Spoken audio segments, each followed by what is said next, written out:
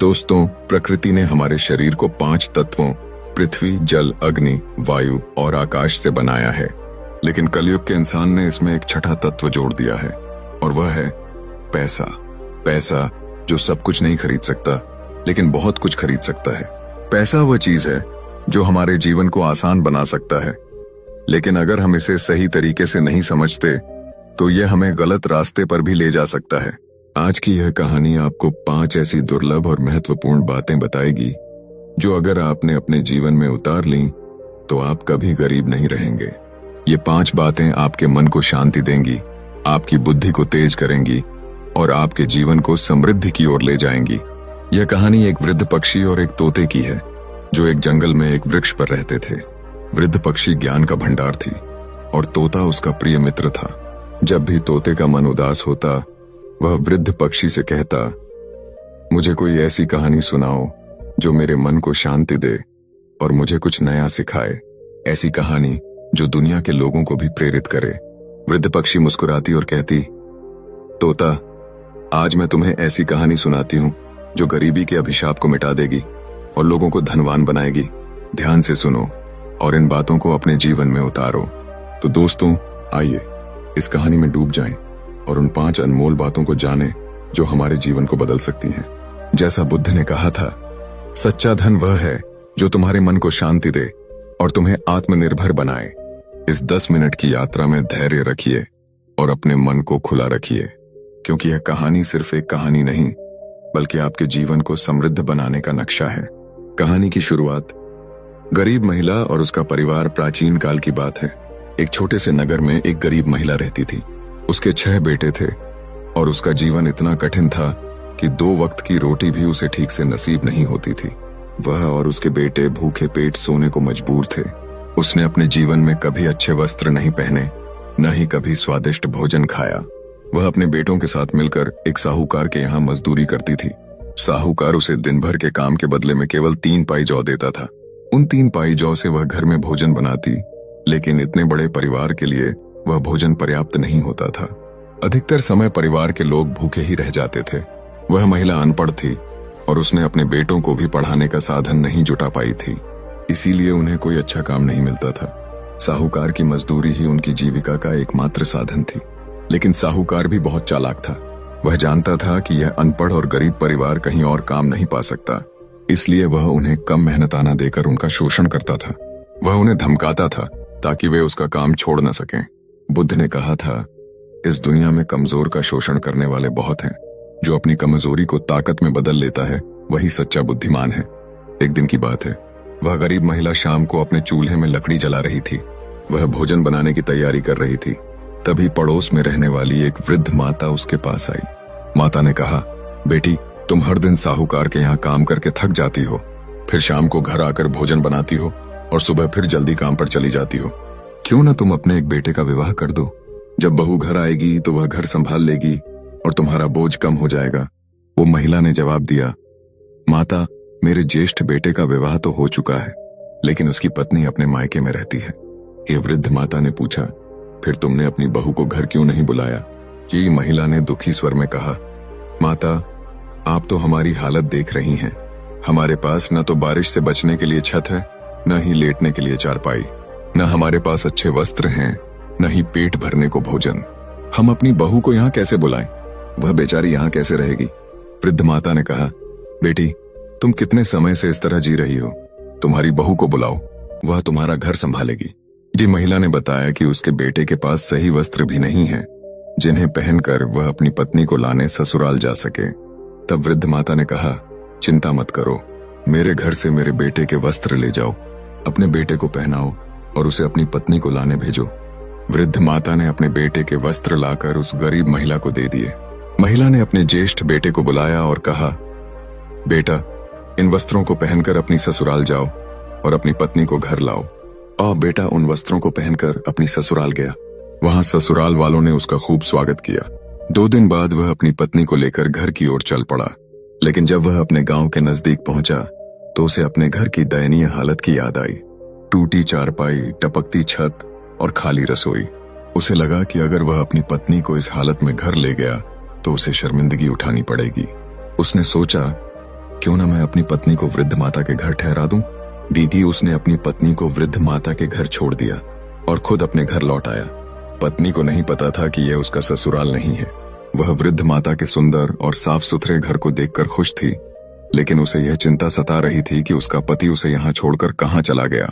2 दिन तक वृद्ध माता ने उसका ख्याल रखा, लेकिन जब उसका पति उसे लेने नहीं आया तो माता ने सोचा, मैं इसे इसके ससुराल पहुंचा देती हूँ। वह पहली बात, हिम्मत और साहस। वृद्ध पक्षी ने तोते से कहा, तोता, पहली बात जो मैं तुम्हें सिखाना चाहती हूँ वह है हिम्मत और साहस। सिस्टम हिम्मत और साहस से खाली रहता है, वह कभी भी अपने जीवन में बड़ा काम नहीं कर पाता। तो यह कहानी हमें सिखाती है कि जीवन में आगे बढ़ने के लिए साहस की जरूरत होती है। वृद्ध माता ने उस बहू को उसके ससुराल ले जाकर छोड़ दिया। जब बहू ने अपने ससुराल की हालत देखी तो वह स्तब्ध रह गई। घर की छत टूटी थी, दीवारें धुएं से काली थीं, चारपाई टूटी थी और हर जगह राख बिखरी थी। बर्तन इधर उधर पड़े थे और भोजन का नामो निशान नहीं था। वह बहू अपनी किस्मत को कोसते हुए रोने लगी, लेकिन वह एक बुद्धिमान और साहसी स्त्री थी। उसने सोचा, रोने से कुछ नहीं होगा, मुझे इस घर को संभालना होगा। पहली विशेषता, साहस और हिम्मत। यहां हमें पहली सीख मिलती है, साहस और हिम्मत। बुद्ध ने कहा था, जो अपने डर को जीत लेता है वही जीवन को जीत लेता है। उस बहू ने हिम्मत नहीं हारी। उसने अपने दुख को एक तरफ रखा और काम में जुट गई। उसने घर की सफाई शुरू की। उसने सभी अतिरिक्त चूल्हों को तोड़ दिया और एक ही चूल्हा रखा।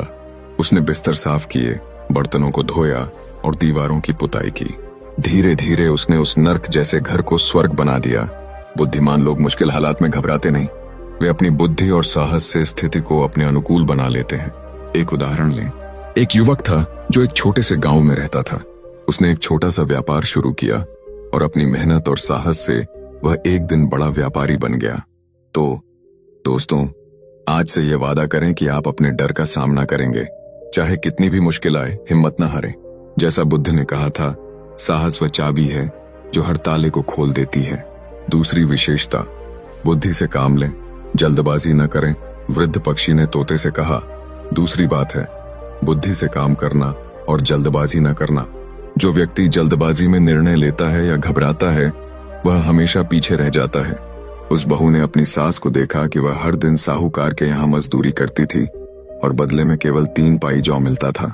उसने अपनी सास से कहा, माँ जी, आप साहूकार से कहें कि वह आपको 3 गुना जौ दे, क्योंकि इतने से हमारा गुजारा नहीं हो पा रहा। सास डर गई और बोली, वह साहूकार कंजूस है, वह मुझे मार डालेगा। लेकिन बहू ने समझाया, माँ जी, डरने से कुछ नहीं होगा, आप अपनी बात रखें।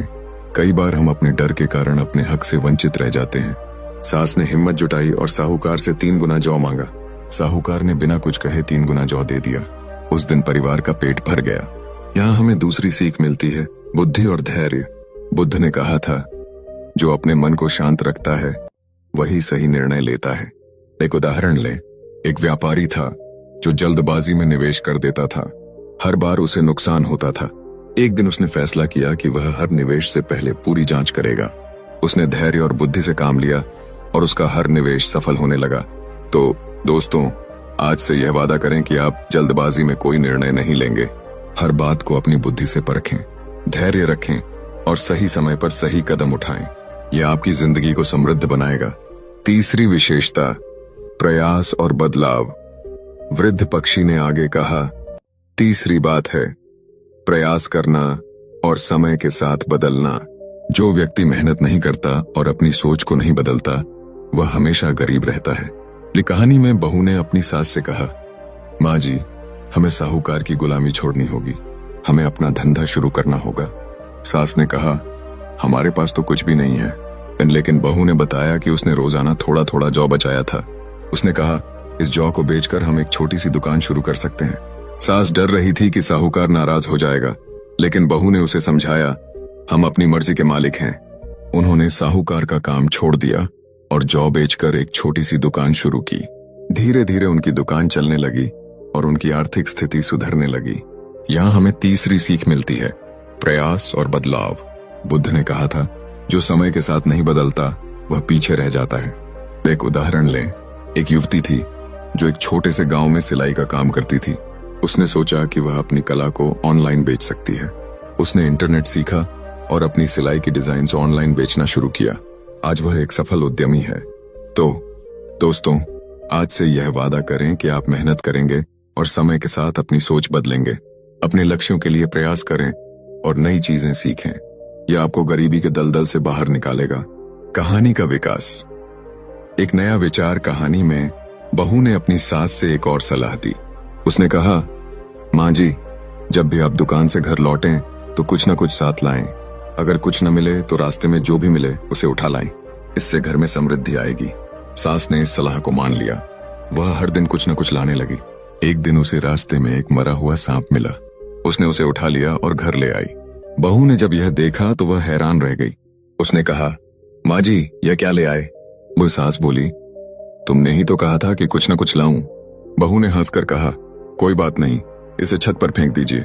उसने सांप को छत पर फेंक दिया। यहाँ हमें यह सीख मिलती है कि बुद्धिमान लोग हर स्थिति में कुछ न कुछ सकारात्मक ढूंढ लेते हैं।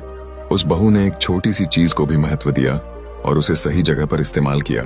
चौथी विशेषता, आत्मनिर्भरता और संतोष न करना। वृद्ध पक्षी ने तोते से कहा, चौथी बात है, आत्मनिर्भर बनो और थोड़े में संतोष न करो। जो व्यक्ति दूसरों पर निर्भर रहता है और थोड़े से में खुश हो जाता है, वह कभी समृद्ध नहीं हो सकता। कहानी में एक दिन एक चील रानी का कीमती हार लेकर उड़ गई।